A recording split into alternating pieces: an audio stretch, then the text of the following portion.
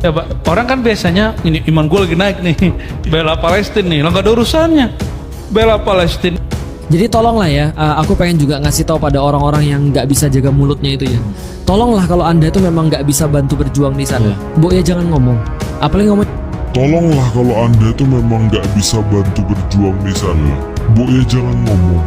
Apalagi ngomongnya kalau kontra bela Palestina nih, lo gak ada urusannya.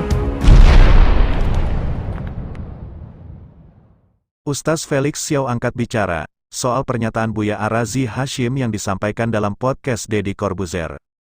Pasalnya, pernyataan Buya dinilai sama sekali tidak berbobot dan berpotensi membingungkan pandangan masyarakat terhadap konflik di Palestina, kata Ustaz Felix Xiao. Dalam podcast Smart People itu, dia hanya dapat menangkap dua inti pembicaraan dalam video berdurasi 1 jam 7 menit dan 3 detik itu. Pertama soal pertikaian sesama Muslim di Palestina, tepatnya antara Fatah dan Hamas, serta konflik-konflik internal di antara kaum muslimin di negara itu.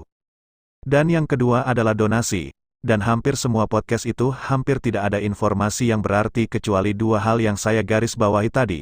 Jelasnya, dalam kanal YouTube selain tak berbobot, Ustaz keturunan China ini menilai, buat orang yang benar-benar sudah sepakat dengan perjuangan Hamas atau saudara-saudara muslim di Palestina, jelas akan merasa tidak suka dengan isi podcast ini.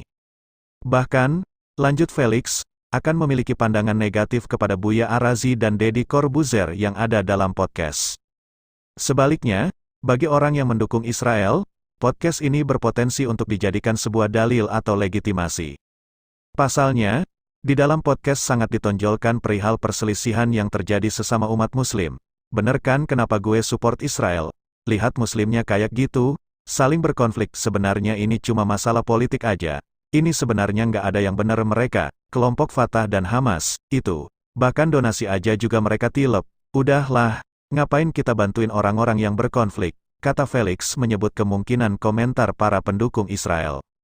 Sementara itu, jika Ustadz Felix Xiao memposisikan diri sebagai orang ketiga, orang yang memiliki pandangan netral atau memihak Palestina namun masih malu-malu, pembicaraan dalam podcast akan membuat mereka bimbang dalam mendukung dan membantu, hingga berdonasi ke Palestina alih menyampaikan informasi yang tidak relevan. Felix menilai, informasi-informasi yang disampaikan dalam podcast Deddy Corbuzier praktis bakal membuat orang-orang yang tadinya ingin mendukung dan menolong Palestina justru tidak fokus pada tujuan awalnya.